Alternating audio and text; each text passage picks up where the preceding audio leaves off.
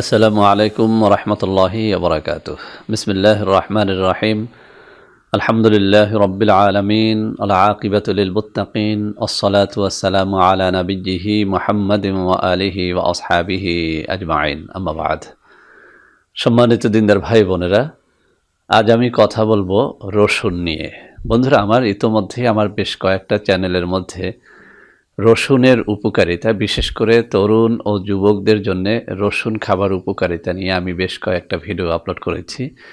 আলহামদুলিল্লাহ, লাখ লাখ যৌন রোগীরা রসুন খাওয়ার মাধ্যমে তাদের এই সমস্যা থেকে আলহামদুলিল্লাহ উপশম পেয়েছেন, আমাকে জানিয়েছেন, ধন্যবাদ জানিয়েছেন। আমি আল্লাহ রব্বুল আলমিনের দরবারে লাখো কোটি শুকর আদায় করছি যে আমার মাধ্যমে আলহামদুলিল্লাহ কিছু তরুণ, কিছু যুবক, কিছু বিবাহিত অবিবাহিত বন্ধুরা আলহামদুলিল্লাহ তাদের যৌন রোগ থেকে সেরে উঠেছেন। তো বন্ধুরা আমার, ওই সমস্ত ভিডিওর নিচে আমার কিছু অবুঝ বন্ধুরা কমেন্ট করে বলেছেন যে স্যার, রসুন এটা তো কোনো যৌন রোগের ঔষধ নয়। কেউ কেউ আবার যুক্তি দেখিয়েছেন যে রসুন কারাগারে তরুণ যুবকদেরকে খেতে দেয়া হয় শাস্তিস্বরূপ, অর্থাৎ তাদের যৌন শক্তি যেন নষ্ট হয়ে যায়, কারাঘরে বসে যেন তারা কোনো অকারেন্স না করতে পারে, সেজন্য নাকি তাদেরকে রসুন খেতে দেয়া হয়। কেউ কেউ বলেছেন যে রসুন এটি রক্তকে একদম পাতলা করে দেয়। তো বন্ধুরা আমার, আজ মূলত আমার ওই সমস্ত অবুঝ বন্ধুদের এই সমস্ত কমেন্টের আমি উত্তর দিব।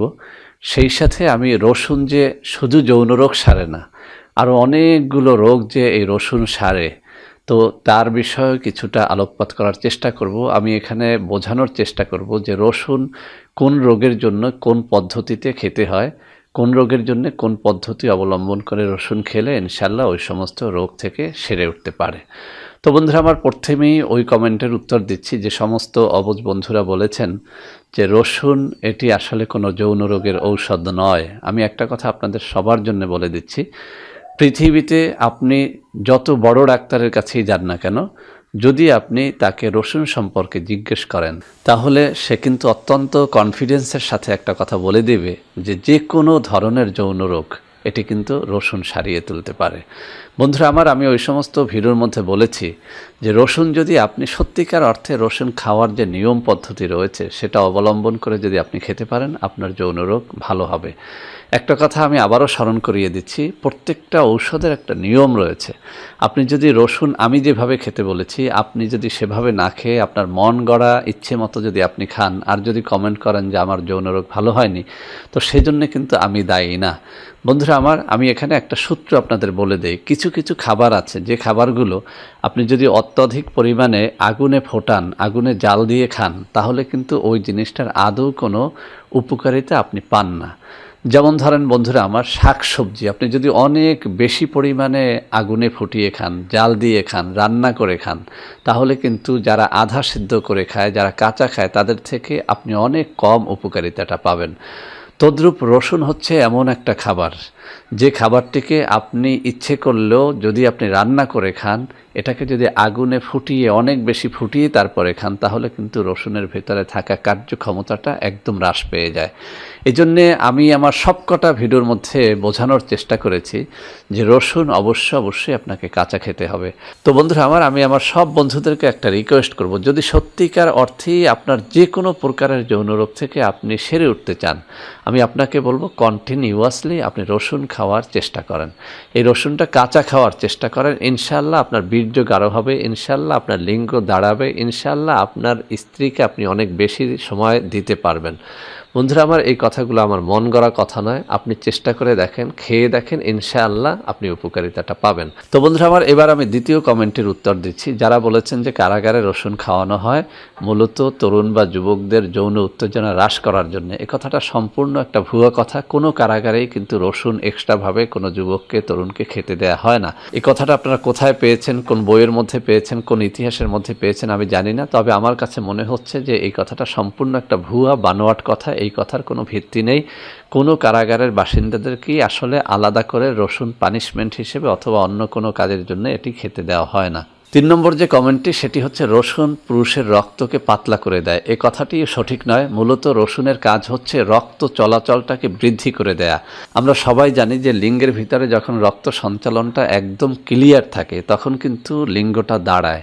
আর যখন লিঙ্গের ভিতরে কোনো একটা বাধার কারণে রক্ত সঞ্চালনটা বাধাপ্রাপ্ত হয়, অর্থাৎ লিঙ্গের ভিতরে রগগুলো শুকিয়ে যায় অথবা অন্য কোনো কারণে লিঙ্গে যখন রক্ত সঞ্চালনটা বন্ধ হয়ে যায় তখন কিন্তু লিঙ্গ দাঁড়ায় না। মূলত এই রসুনের কাজ হচ্ছে আপনার দেহের সমস্ত জায়গায় রক্ত সঞ্চালনটাকে একদম সচল রাখা। তো বন্ধুরা আমার, এ কারণেই কিন্তু যখন কেউ রসুন খায় তখন কিন্তু তার লিঙ্গের ভিতরে রক্ত সঞ্চালনটা বৃদ্ধি পায়, যে কারণে কিন্তু লিঙ্গ শক্ত হয়, লিঙ্গ দাঁড়ায় এবং স্ত্রীর কাছে গেলে সে বেশি সময় দিতে পারে, অর্থাৎ স্ত্রীর কাছে যাওয়া মাত্রই লিঙ্গটা নুয়ে পড়ে না। তো বন্ধুরা আমার, যৌন রোগের পাশাপাশি রসুন অন্যান্য যেসব রোগকে সারিয়ে তোলে তার মধ্যে 1 নম্বরে রয়েছে হার্ট অ্যাটাক। বন্ধুরা আমার, কোনো ব্যক্তি যদি একটা নির্দিষ্ট নিয়ম মেনে রসুন খায় ওই ব্যক্তির কখনো হার্ট অ্যাটাক হয় না। তো বন্ধুরা আমার, আপনি যদি প্রতিদিন সকালবেলাতে 1/2 ইঞ্চি পরিমাণে আদা থেতো করে তার সাথে 1 থেকে 2টো রসুনের কোয়াকে মিক্স করে এরপরে আপনি খান, তো আপনি হার্ট অ্যাটাকের ঝুঁকি থেকে বেঁচে যাবেন, অর্থাৎ আপনার কখনোই হার্ট অ্যাটাক হবে না। তবে এটি আপনাকে অবশ্যই কন্টিনিউ চালিয়ে যেতে হবে।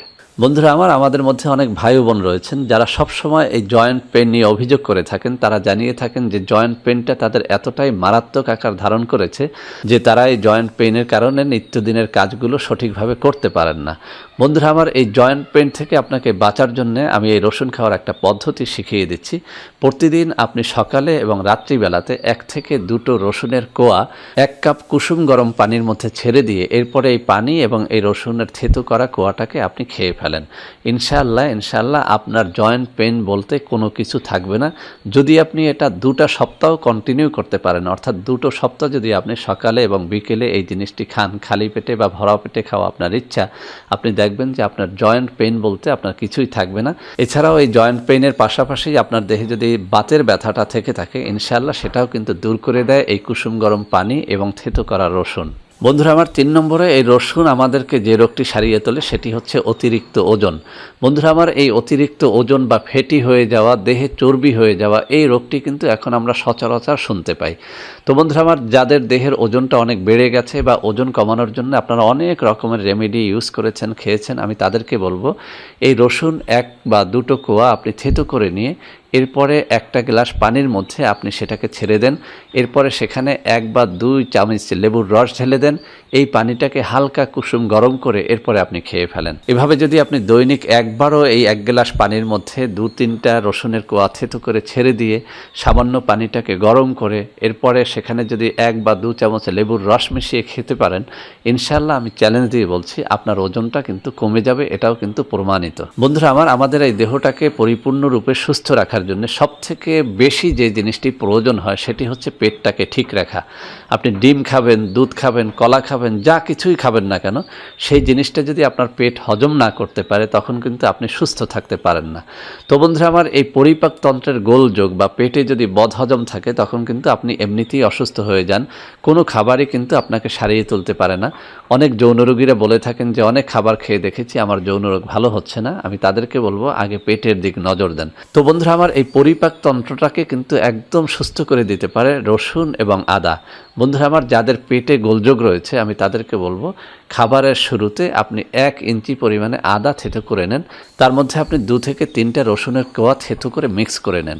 এবার এই ভর্তাটাকে আপনি ভাতের নেলার সাথে মিক্স করে এরপরে খেতে থাকেন। প্রতিদিন যদি এভাবে আপনি খাবার অভ্যাস করেন, আমি আপনাকে চ্যালেঞ্জ দিয়ে বলছি আপনার পেটের গোলযোগ বলতে কোনো কিছুই থাকবে না ইনশাআল্লাহ। আমাদের মধ্যে এরকম অনেক ভাই ও বোনকে দেখি যারা একটুখানিতেই কিন্তু একদম রোগাক্রান্ত হয়ে পড়েন। তো বন্ধুরা আমার, এই রসুনের একটা অন্যতম কাজ হচ্ছে আপনার আমার দেহের মধ্যে রোগ প্রতিরোধ ক্ষমতাটাকে বৃদ্ধি করে দেয়া। যে ব্যক্তি নিয়ম করে কুসুম গরম পানির মধ্যে 1টা বা 2টো রসুনের কোয়া থেতো করে ছেড়ে দিয়ে এই পানিটা এবং এই রসুনের কোয়াগুলো খেয়ে ফেলে, এই ব্যক্তির দেহের ভিতরে রোগ প্রতিরোধ ক্ষমতাটা অন্যের থেকে অনেক বেশি বেড়ে যায়। যে কারণে গবেষকরা প্রমাণ করে দেখিয়েছেন যে ব্যক্তি এভাবে দৈনিক 1টা বা 2টো কোয়া রসুন কুসুম গরম পানির সাথে মিক্স করে খায়, এই ব্যক্তি সচরাচর রোগে আক্রান্ত হয় না, অর্থাৎ তার দেহের ভিতরে থাকা রোগ প্রতিরোধ ক্ষমতাটা কিন্তু অনেক বেড়ে যায়।